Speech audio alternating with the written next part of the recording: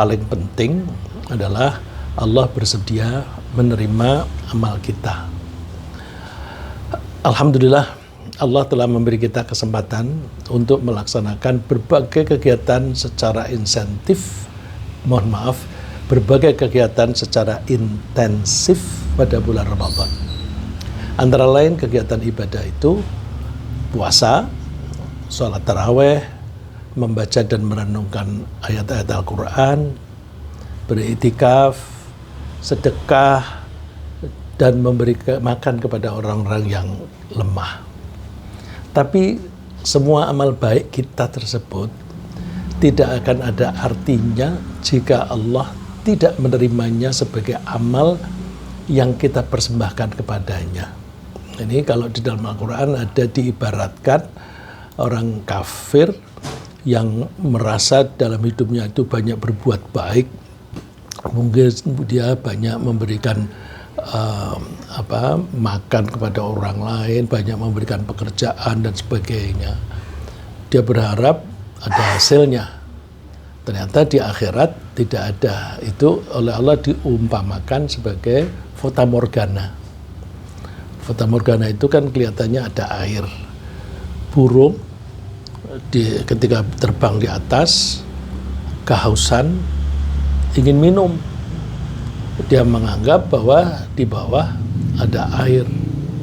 Ternyata setelah didatengin, tidak ada. Nah, kita tuh beribadah, kita berharap ada hasilnya. Ternyata sampai di akhirat, loh, semuanya sia-sia.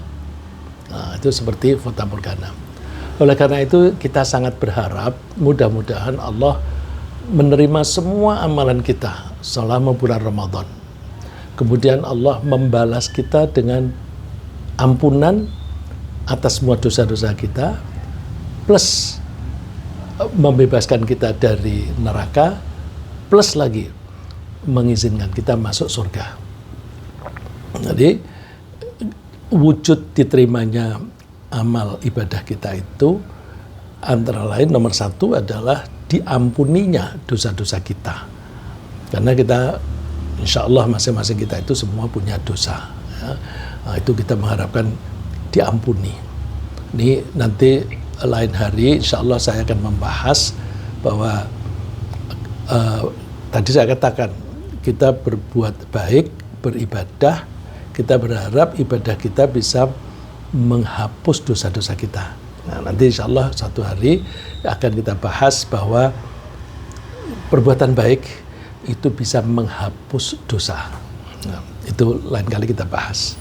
Jadi dengan kita itu telah berbuat baik pada bulan Ramadan dan bahkan setelah Ramadan juga, kita berharap dosa-dosa kita diampuni. Dengan diampuninya dosa-dosa itu, kita berharap kita berarti sudah terbebas dari kemungkinan masuk neraka. Setelah itu, kita berharap Allah mengizinkan kita untuk tinggal di surga. Harapan bahwa Allah menerima amalan kita itu sangat penting. Mengingat bahwa kita telah banyak melakukan pelanggaran di satu sisi, dan di sisi lain, amalan baik kita itu belum tentu memenuhi kualitas yang seharusnya kita penuhi. Kita sholat, iya kita sholat. Tapi apakah kualitasnya itu sudah memenuhi syarat? Kita seringkali sholat itu kan sambil membaca Al-Quran, membaca Fatihah, membaca tasbih, tapi pikiran kita kemana-mana. Artinya kita tidak khusyuk. Lah kalau tidak khusyuk, apakah diterima oleh Allah? Gitu. Jadi kita itu menyadari bahwa di satu sisi kita sudah banyak melakukan dosa, di sisi lain perbuatan baik kita, amal baik kita itu masih sedikit, plus mutunya belum tentu memenuhi syarat. Nah, sebagai perbandingan ya, kita mengambil contoh Nabi Ibrahim alaihissalam. Kan Allah menganjurkan kita menjadikan Nabi Ibrahim sebagai teladan. Ya, di samping Nabi Muhammad SAW, Nabi Ibrahim juga kita dianjurkan untuk menjadikannya sebagai uswatun hasanah. Uswatun hasanah itu teladan yang baik yang perlu kita tiru. Nah, Nabi Ibrahim itu diperintah oleh Allah untuk membangun kembali Ka'bah. Ka'bah itu dulu sudah ada.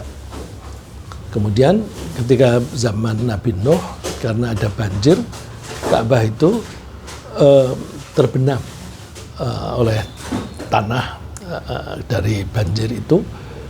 Lalu Nabi Ibrahim diperintahkan untuk bangun kembali.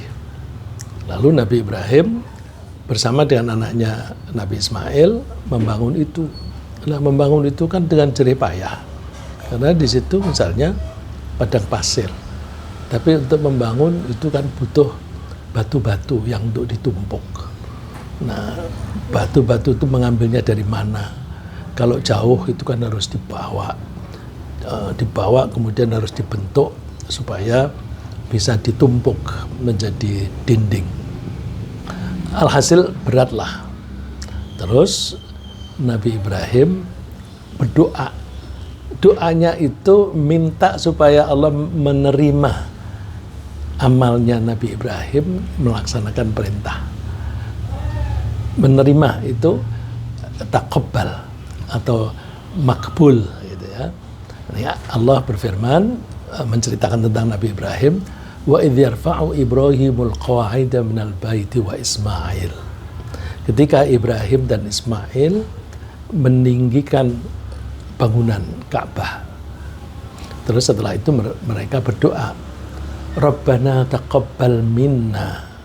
Wahai Tuhan, terimalah amal kami ini agar Engkau terima sebagai amal baik kami. Innaka antas sami'ul alim. Sungguh Engkau Maha mendengar dan Maha mengetahui. Nah, doa ini ada baiknya kita sampaikan setiap kali kita menyelesaikan tugas dari Allah. Tugas apa saja? Habis sholat, Rabbana taqabbal minna. Minna itu dari kami.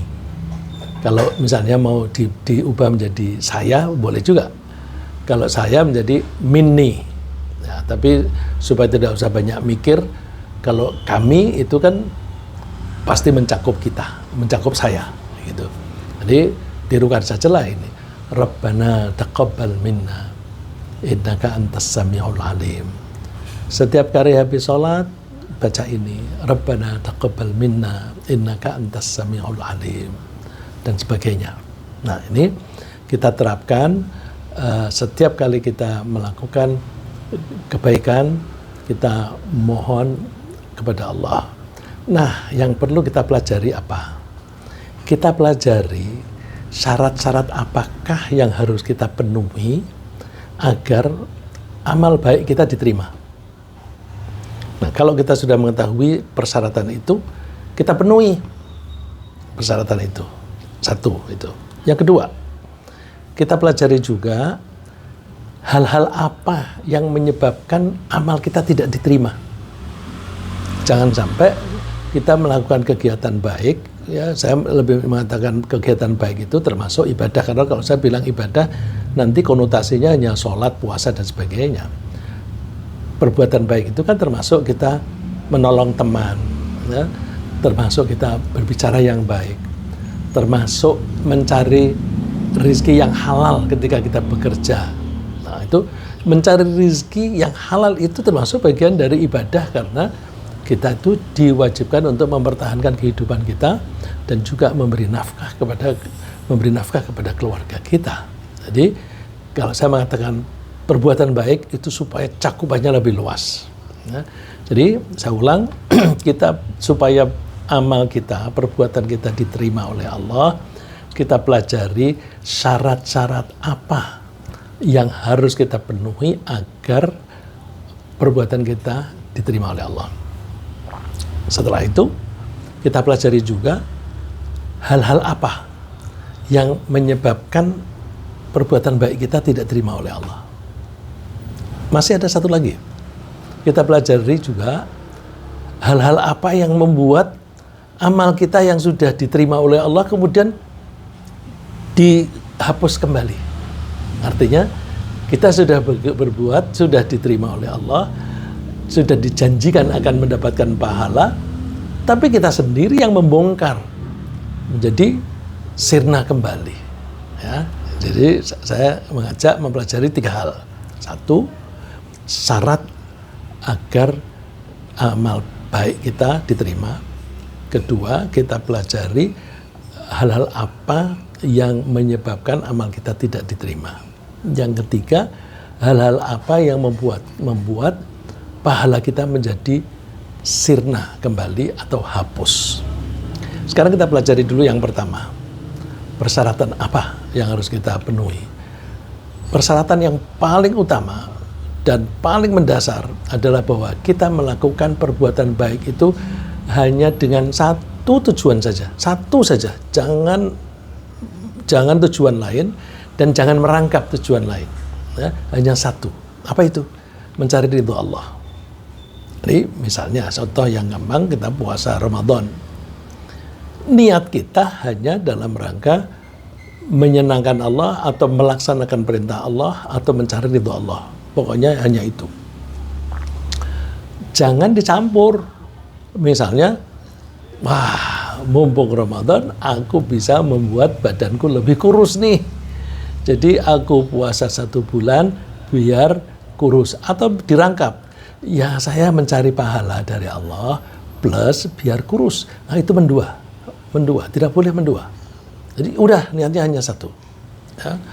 Ya, seperti misalnya kalau sudah Ramadan sudah kelewat lalu puasa Senin Kemis. Ngapain kamu puasa Senin Kemis? Ya nih aku terlalu gendut nih. Aku kepengen kurus. Jadi puasa supaya kurus. Kenapa kurus? Biar sehat. Kalau saya puasa agar saya kurus dan sehat, berarti saya mengabdi kepada siapa? Saya mengabdi kepada diri sendiri. Itu bukan ibadah. Kalau namanya ibadah itu mengabdi kepada Allah. Maka jangan dicampur. Ya. Bersedekah. Ngapain kamu bersedekah? Ya mencari pahala dari Allah lah. Ini kan puasa-puasa pahalanya berlipat ganda. Ditambah lagi, tetangga saya tuh loh resek itu. Kalau aku kasih sedekah nanti kan menjadi baik pada saya. Umumnya orang kalau habis dikasih itu kan baik gitu. Jadi sedekahnya 1, mencari pahala dari Allah, itu mengabdi kepada Allah. 1 lagi, biar orang itu berperilaku baik terhadap saya. Biar dia menghormati saya, biar dia nurut pada saya. Mengabdi kepada siapa itu? Pada diri sendiri. Coret. Jadi amal ibadah syaratnya agar diterima oleh Allah nomor 1 dan paling mendasar adalah harus tujuannya 1, mencari ridha Allah. Dalilnya, wa ma li ahadin 'indahu min ni'matin tujza illa bigha'a wajhi rabbihil a'la. Padahal tidak ada seorang pun yang memberikan sesuatu kenikmatan yang akan dibalas kecuali dia memberikan itu semata-mata karena mencari keridhaan Tuhannya yang maha tinggi. Jadi karena mencari, kalau mencari itu kan berarti tujuan. Ya, 1. Yang kedua, kita harus melaksanakan perbuatan apapun yang baik, yang kita anggap baik, itu berdasarkan ketakwaan. Ketakwaan itu apa sih? Takwa itu kita melaksanakannya atas perintah Allah, ya, atas perintah Allah. Dan ketika Allah memberikan bimbingan pada kita, kita diperintah dan sekaligus meninggalkan yang dilarang oleh Allah. Jadi takwa itu kita melakukan yang diperintah oleh Allah dan meninggalkan yang dilarang. Contohnya apa? Allah menganjurkan kita memberi nafkah kepada keluarga. Kalau tidak punya keluarga, memberi nafkah pada diri sendiri. Oke, itu perintah Allah. Terus, kalau kita melakukan itu karena perintah Allah, oke, itu berdasarkan takwa. Tapi jangan dicampur dengan yang tidak diperintah oleh Allah, atau jangan dicampur dengan sesuatu yang dilarang oleh Allah. Misalnya apa? Sambil mencari nafkah, mencari penghasilan, kita menipu. Berdagang kita curang, menipu, korupsi dan sebagainya itu kan dilarang. Jadi karena aku mencari nafkah yang diperintah oleh Allah. Iya, ketika kamu melaksanakan tugas itu, kamu harus melaksanakannya sesuai dengan perintah Allah dan jangan melakukan yang dilarang oleh Allah. Ya, nggak boleh campur. Watlu alaihim naba abnai Adam bil haqq idh qarraba qurbanan fatuqbila min ahadima wa lam yutaqabbal min al-akhar. Ini cerita ini sudah populer. Dua anak Nabi Adam itu bersaing dalam hal mencari sesuatu. Kabarnya adalah karena memperebutkan calon istri.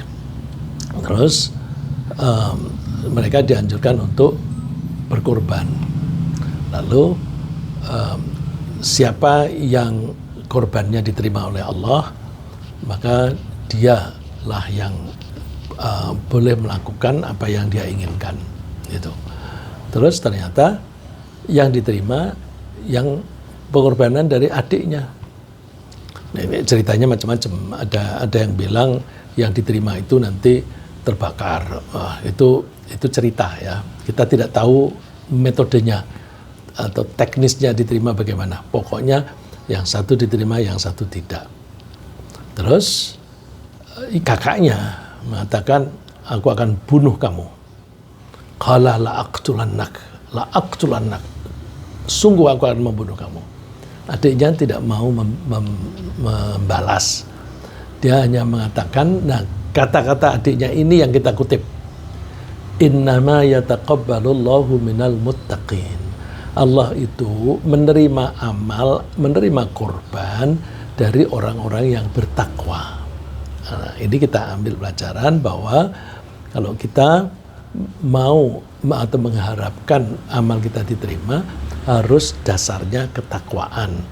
Kita lakukan apa yang diperintah oleh Allah dan kita tinggalkan yang dilarang. Ketika mencari nafkah, kita cari yang halal yang diperintah oleh Allah dan kita tinggalkan yang dilarang, yaitu yang haram, misalnya menipu dan sebagainya. Kalau kita misalnya, wah ini Indonesia ini morat-marit nih keadaannya, nggak karuan, ekonominya kacau, administrasinya kacau, aku ingin membenahi. Caranya gimana? Aku harus jadi presiden. Oke, niatnya bagus untuk membenahi. Tapi ketika mau jadi presiden, dia nyogok sana, nyogok sini, ya. Coba ya dia pendaftarannya diterima, dia mengajukan persyaratan-persyaratan yang palsu, misalnya. Oh, nggak boleh, itu bohong, itu. Nah itu, jadi niat baik itu harus dilaksanakan dengan ketakwaan, sesuai dengan perintah Allah dan menghindari yang dilarang. Nah, gimana rulen berikutnya? Itu tadi kan secara garis besar kan nomor 2 tadi, takwa. Detailnya adalah bahwa kalau kita melakukan perbuatan baik yang diterima oleh Allah, yang kita lakukan aktivitasnya itu harus baik. Ya. Aktivitasnya harus baik, cara yang digunakan mesti baik. Ya. Cara mencari nafkah, caranya baik. Sarana yang dipakai juga baik. Sarana itu apa? Ya sarana misalnya, aku mau jadi tukang parkir. Oke, tukang parkir. Itu jasa. Tapi menggunakan tanahnya orang tanpa izin. Menggunakan tanah orang tanpa izin itu kan namanya ghosab. Ghosab itu ya semacam mencuri, tapi tidak lalu diambil menjadi milik, tapi dipakai tanpa izin. Itu namanya ghosab. Itu haram. Jadi kalau kita perhatikan, lah tukang-tukang parkir itu kalau begitu banyak dong yang melakukan pelanggaran. Iya, bukan hanya tukang parkir, ya, si pejabat-pejabat atau kadang-kadang guru-guru juga begitu, ustadz-ustadz juga ada yang seperti itu. Jadi aktivitasnya harus baik, caranya harus baik, sarananya harus baik. Nah, sarana itu misalnya mau sholat Jumat, sholatnya di mana? Di masjid yang dibangun dengan uang hasil korupsi. Lah, tempatnya itu kan sarana, nggak boleh, nggak boleh. Misalnya lagi aku mau nge-Grab, terus pakai mobilnya orang tanpa izin, tidak dibayar. Ya, saya pernah mendengar ada orang yang punya bajai. Kenapa itu? Tetanggamu nggak kamu kasih kesempatan. Dia kalau habis pakai itu nggak pernah bayar, nggak bayar sewanya, nggak pernah sama sekali. Dan kalau rusak, dia nggak pernah memperbaiki. Nah, itu berarti caranya tidak baik. Ya. Terus dasarnya apa? Rasulullah mengatakan, Innallaha ta'ala thayyib, la yaqbalu illa thayyiba. Allah itu maha indah, maha bagus. Maka Allah hanya mau menerima amal yang bagus-bagus saja. Yang tidak bagus nggak boleh. Karena itu maka wa innallaha amaral mu'minina bima amara bihil mursalin.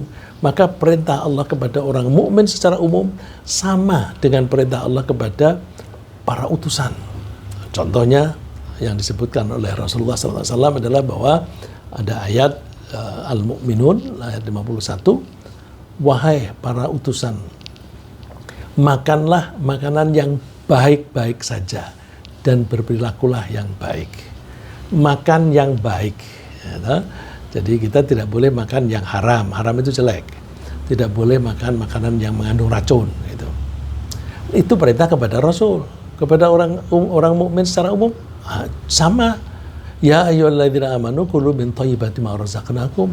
Wahai orang-orang yang beriman, makanlah dari rizki yang kami berikan kepada kalian yang baik-baik saja.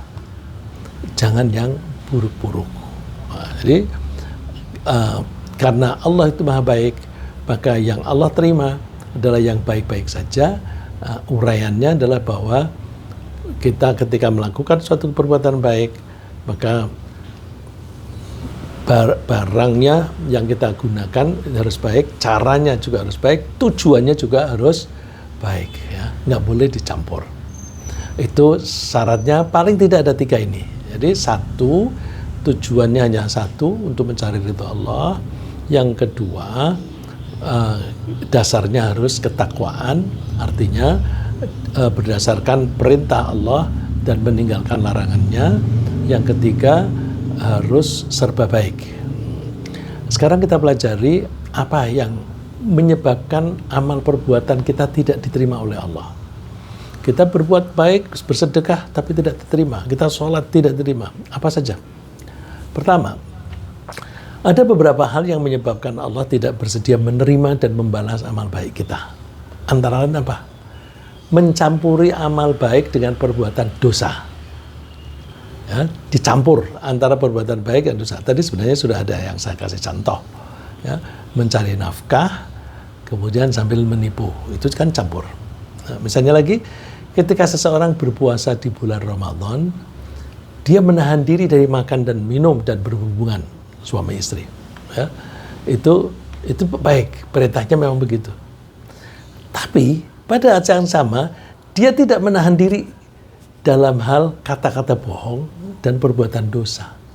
Jadi puasa itu intinya adalah menahan diri terhadap dorongan nafsu. Nah, yang secara material itu menahan nafsu itu jangan makan, jangan minum, jangan berhubungan di siang hari. Tapi ada juga menahan diri dari apa yang sifatnya spiritual. Menahan diri terhadap dorongan hawa nafsu berlebihan. Misalnya bohong atau perbuatan jahat. Ya, nggak ada artinya. Ya, ini dalilnya, dasarnya adalah malam yada' qawla zuri wal amala bihi falaysa lillahi hajatun fi ayyada'a ta'amahu wa syarabah. Orang yang puasa tapi dia tidak bisa meninggalkan kata-kata bohong, tidak bisa meninggalkan kata-kata saya yang menyebabkan dosa atau perbuatan yang menyebabkan dosa. Allah nggak butuh dia meninggalkan makanan dan minuman, nggak butuh. Artinya Allah tidak membalas. Ya. Jadi nomor 1, jangan mencampurkan hal yang baik dengan yang buruk. Yang kedua, konsumsi makanan dan minuman yang haram atau penggunaan barang-barang yang haram seperti misalnya pakaian, tempat beramal dan itu bisa menghalangi kita diterima. Ya, ini dasarnya seperti tadi bahwa Allah itu maha baik, maka hanya menerima dan yang baik. Tapi saya melanjutkan kelanjutan dari hadis itu panjang, dikasih contoh oleh Rasulullah. Thumma dzakara ar-rajul yutilus safar. Rasulullah bercerita tentang seseorang yang dia suka bepergian, suka traveling. Terus dia di mana saja dia sholat. Dia datang ke misalnya di Jakarta sholat, di Bekasi sholat, di Kerawang sholat, dan seterusnya. Seolah-olah semua bumi itu sudah dipakai dia untuk sholat. Terus dia berdoa, wahai Tuhan, berilah aku ini, wahai Tuhan, ampunilah saya, dan sebagainya. Jadi Rasulullah menggambarkan, ya Rabbi, wahai Tuhan, titik-titik, wahai Tuhan, dan seterusnya. Padahal wa mat'amuhu haram, makanan dia tuh haram. Wa mashrabuhu haram, minumannya haram. Wa malbasuhu haram, pakaiannya haram. Wa ghudhiya bil haram, dan dia itu dibesarkan juga dengan makanan-makanan yang haram. Fa anna yustajabu lidzalik, bagaimana dia akan dikabulkan? Ini saya jadi prihatin ya. Prihatin, coba deh. Kalau ada orang mencari dia bekerja sambil mengambil kesempatan korupsi. Ya, jadi ada yang saya tahu, ada orang yang dia hasil korupsinya itu dipakai untuk membeli beberapa rumah, bukan hanya satu rumah, beberapa rumah. Rumahnya bagus-bagus. Terus beberapa gedung untuk disewakan jadi perkantoran. Semua disewakan. Terus kebetulan saya ketemu, Bapak gimana kerjanya? Oh, saya sudah pensiun, saya minta pensiun dini gitu. Kenapa pensiun dini? Saya ingin menekuni ibadah. Oh, bagus sekali. Jadi dia rajin ke masjid gitu. Terus saya tanya, mana Bapak itu? Oh, dia sakit-sakitan melulu. Sakitnya kenapa? Nggak bisa tidur. Ya. Jadi dia tuh kepengen beribadah. Kalau beribadah itu kan mendekatkan diri kepada Allah. Tapi rumah-rumah yang dia beli dan gedung-gedung yang dia beli itu dari hasil korupsi atau memeras orang. Ya, memeras itu kalau dia bekerja di satu lembaga, misalnya sesuatu tidak bisa dikeluarkan atau tidak mendapatkan izin kalau belum bayar, itu kan pemerasan. Ya bayar dulu yang tidak resmi. Ya, pungutan liar itu pemerasan. Nah, hasil pemerasan itu dipakai untuk membeli properti tadi yang disewakan, setiap hari dia makan dari hasil itu. Jadi dia beli makanan ya dari duit haram, dia beli mobil yang haram, dia membeli tempat tidur yang haram dan sebagainya. Lalu dia tuh dalam hatinya ada konflik. Di satu sisi dia ingin mendekatkan diri kepada Allah, tapi dari sisi lain dia makan makanan yang membuat dia jauh dari Allah. Konflik ini membuat dia sakit-sakitan melulu. Dan kalau nggak salah dia masih hidup, tapi ya nggak bisa apa-apa. Ya. Nah, rupanya ada yang cerita, dia pensiun dini itu karena dia minta jabatan di tempat yang basah sekali. Itu sebenarnya di tempat manapun itu basah, ya. Dimanapun itu basah. Saya kira Bapak Ibu semua paham lah yang saya maksud dengan basah. Dia udah deh ditaruh di bagian yang manapun pasti basah. Cuma dia minta yang basah sekali.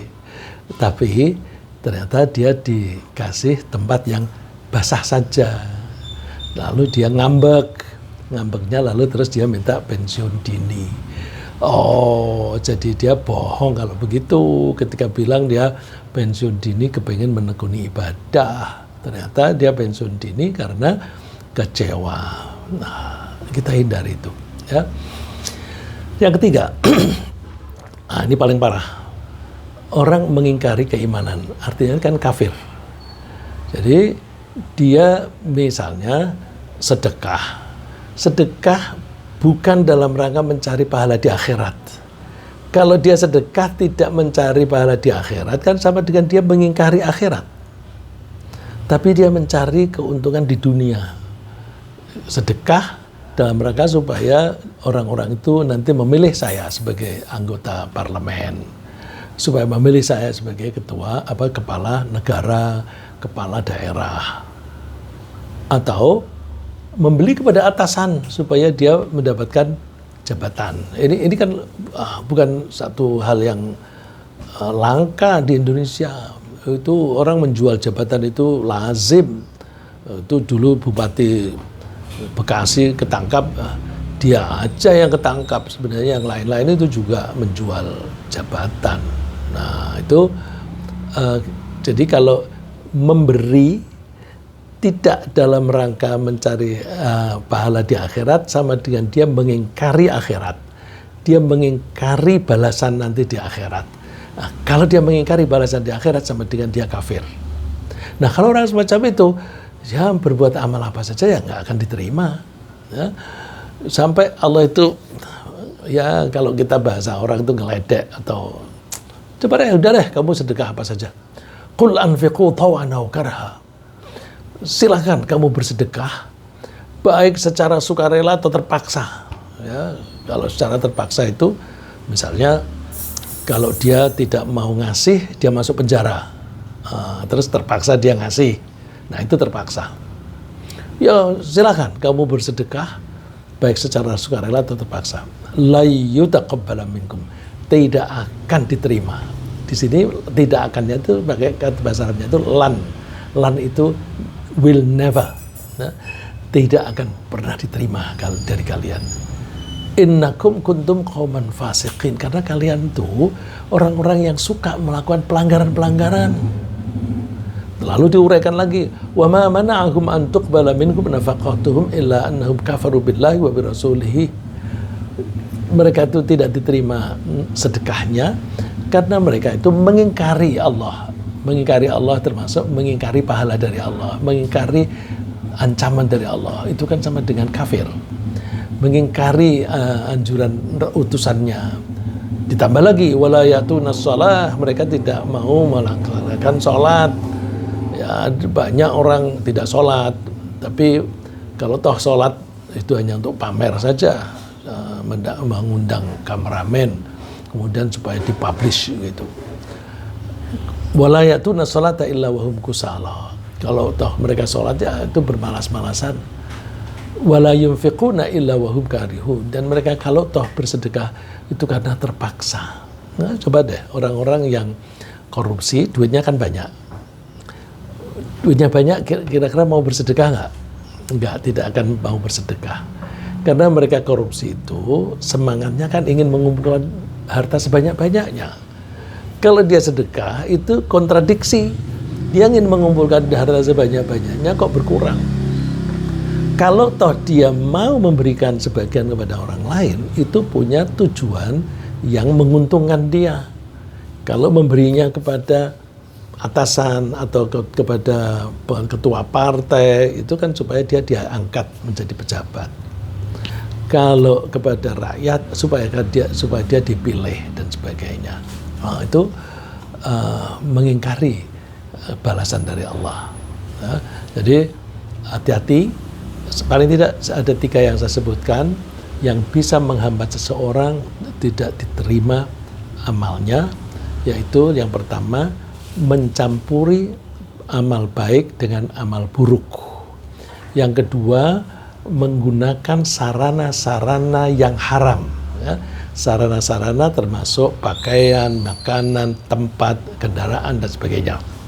Yang ketiga yaitu mengingkari keimanan kepada Allah, mengingkari janji-janji Allah dan sebagainya.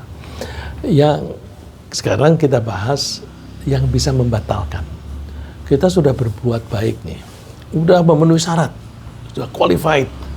Asumsinya Allah sudah menerima. Terus, tapi kita batalkan sendiri.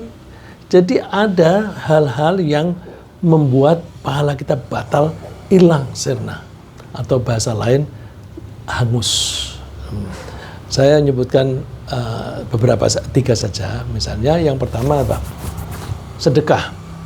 Kemudian ketika bersedekah, dia mungkin waktu itu tulus, tapi kemudian suatu saat dia ingin pamer, lalu dia cerita-cerita. Nah, kalau dia cerita-cerita tentang jasa dia kepada orang lain, itu kan bisa menyakiti hati orang lain tadi, ya. Ini misalnya kita mempunyai saudara kita meninggal dunia, saudara laki-laki meninggal dunia, punya anak kecil-kecil yatim. Terus kita lihat kasihan, kita kasih santunan, setiap bulan ibunya kita kasih uang untuk konsumsi sehari-hari. Anak-anaknya kita sekolahkan. Terus karena dididik dengan baik, maka anak ini sekolahnya maju dan dapat pekerjaan bagus. Terus pekerjaan bagus antara ini misalnya dia bekerjanya di luar negeri, misalnya yang dekat di Singapura gitu. Sesekali pulang, terus ada yang cerita, itu keponakanmu kemarin pulang ya? Aku ketemu di sana di mall. Oh ya, aku nggak tahu. Kau nggak tahu? Enggak, dia nggak mampir, nggak telepon juga. Terus ngomong mungkin sama keluarganya, keponakan kita itu nggak tahu diri ya, siapa yang memberi nafkah dia waktu dia masih kecil, siapa yang menyekolahkan dia. Setelah dia dapat pekerjaan bagus, dia melupakan kita, kok nggak tahu diri. Udah, amalnya yang tadi meskipun sudah puluhan tahun yang lalu hilang pahalanya. Jadi bahkan perbuatan baik yang sudah tercatat dengan baik bisa sirna.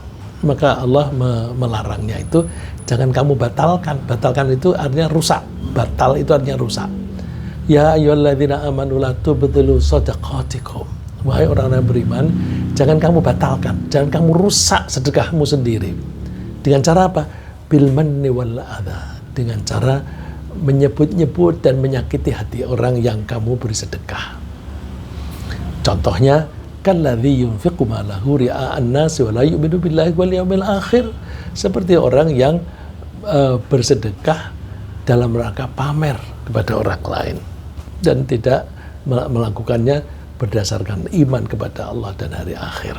Nah, jadi menyebut-nyebut, mengungkit-ungkit, menyakiti hati orang yang kita beli jasa, itu bisa membatalkan pahala. Yang kedua, ini paling parah, kemusyrikan. Kemusyrikan itu bisa membatalkan semua amal. Hati-hati, kemusyrikan itu seringkali tidak disengaja atau tidak diketahui. Misalnya, ada orang, biasanya si pejabat, ya, membangun jembatan atau membangun fasilitas umum, baik itu misalnya museum atau apa. Ya. Saya sebagai wartawan pernah menyaksikan upacara groundbreaking, ya, atau peretakan batu pertama. Ada kepala kerbau ditanam. Saya bilang sama menterinya, Pak Menteri, kenapa ada itu? Wah, nggak tahu aku. Aku kan taunya ada acara ini, tapi detail-detailnya itu aku nggak tahu. Nah, padahal kenapa sih menanam kepala kerbau? Katanya biar tidak celaka. Kalau tidak nanam itu celaka. Yang membuat celaka siapa? Nah, bukan Allah ya. Kalau sebenarnya kita selamat atau tidak itu kan Allah yang menentukan. Allah membuat ketentuan-ketentuan kalau bagaimana supaya kita selamat, bagaimana kita bisa menjadi celaka. Itu Allah. Ini siapa yang dikasih sesajen itu? Setan. Jadi dia minta perlindungan kepada setan. Seharusnya dia minta perlindungan itu kepada Allah. Kalau minta perlindungan kepada Allah itu caranya gimana? Gunakan sunnatullah, gunakan hukum-hukum Allah secara alamiah atau secara fisika. Kalau itu kamu lakukan dengan baik, ya nanti Allah akan melindungi. Karena yang membuat hukum-hukum fisika itu Allah. Maka perlindungan itu ya Allah. Nah, itu bisa membatalkan semua amal perbuatan. Tidak hanya satu dua, semua amal. Memberi sesajen kalau tadi kepala kerbau. Ada juga, saya pernah diundang acara pengantin. Lah, kok ada buah-buahan ditaruh di dipan ini, apa ini? Nggak boleh dipegang, nggak boleh diambil, itu sesajen. Sama saja. Jadi kemusyrikan itu bisa berubah hal-hal yang kita tuh hanya ikut-ikutan saja, tapi itu bisa menyebabkan semua amal kita hangus. Jangankan kita manusia biasa, Nabi pun kalau musyrik amalnya hilang. Tapi tentu tidak mungkin seorang Nabi itu menjadi musyrik. Tapi Allah wanti-wanti, walaqad uhiya ilaika wa ilal ladzina min qablik. Sungguh sudah diwahyukan kepadamu dan juga kepada nabi-nabi sebelum kamu. Apa itu wahyunya? La in asyrakta la yahbatanna 'amaluka wa la takunanna minal khasirin. Kalau kamu mempersekutukan Tuhan, niscaya semua amalmu akan hangus dan kamu akan merugi. Nah, jadi hati-hati. Kita jaga jangan sampai kita musyrik. Nah, oleh karena itu mempelajari apa saja sih yang menyebabkan seseorang musyrik itu penting. Yang ketiga, yang bisa membatalkan yaitu murtad. Murtad itu keluar dari Islam. Keluar dari Islam itu gimana caranya? Keluar dari Islam itu bisa melalui pikiran, bisa melalui ucapan, bisa melalui tindakan. Melalui pikiran misalnya gimana? Ada orang cerita bahwa Tuhan itu satu tapi tiga. Tiga tapi satu, terus diuraikan dengan logikanya dia. Terus, oh iya ya, masuk akal. Iya ya, dia nggak ngomong, tapi dalam pikirannya menyetujui itu, dia sudah musyrik. Sudah musyrik. Atau dia musyrik padahal dia Islam. Kalau dia Islam menjadi musyrik berarti kan dia murtad. Ya, dia sudah murtad. Jadi murtad itu keluar dari Islam. Ya, atau misalnya dengan ucapan, wah kalau seperti ini aku Islam dimusuhi, udah dah aku mau jadi Kristen aja, aku mau jadi Yahudi aja. Ngomong begitu sudah menjadi murtad dia. Ya. Atau dengan perbuatan, dia nggak ngomong, tapi dia datang ke tempat penyembahan orang lain, terus melakukan ritual itu. Ya, kita lihat ada orang melakukan ritual dengan membawa patung ini, itu terus dia letakkan di situ. Loh, kok dia melakukan ritual itu? Dia sudah murtad. Ya. Saya tidak menyebut namanya, tapi Bapak Ibu bisa membuka video YouTube. Ya. Allah mengatakannya begini, wa may yartadid minkum an dinihi fayamut wa huwa kafirun fa ulaika habitat a'maluhum fid dunya wal akhirah. Siapa orang yang kembali dari agamanya atau murtad dan dia mati dalam keadaan kafir, maka semua amalnya sirna, baik di dunia maupun di akhirat. Wa ulaika ashabun nar hum fiha khalidun. Mereka itu penghuni neraka selama-lamanya di sana. Ya, jadi paling tidak ada 3 hal yang membatalkan perbuatan baik kita. Yang pertama, mengungkit-ungkit sambil menyakiti hati orang yang kita beri jasa. Yang kedua, menyekutukan Allah. Yang ketiga, keluar dari Islam. Nah, setelah mempelajari masalah-masalah yang berkaitan dengan diterima atau ditolaknya amal baik kita mesti berhati-hati dengan cara memenuhi persyaratan diterimanya amal baik kita oleh Allah, sambil menghindari hal-hal yang menyebabkan amal kita ditolak atau terhapus. Mudah-mudahan ini bermanfaat. Ringkasnya apa yang kita bahas pagi ini adalah bahwa setelah melakukan kebaikan-kebaikan, kita berharap Allah menerima dan membalas amal kita. Syarat-syarat agar Allah menerima amal kita adalah amal kita itu harus ditujukan, dimaksudkan hanya untuk mencari ridha Allah, didasari dengan ketakwaan dan dilaksanakan dengan cara yang baik. Kita harus menghindari hal-hal yang menghambat diterimanya amal kita, yaitu hal yang bisa menghambat adalah tercampurnya amal kita dengan dosa, konsumsi yang haram, atau kita melakukan perbuatan baik tapi tidak didasari dengan keimanan.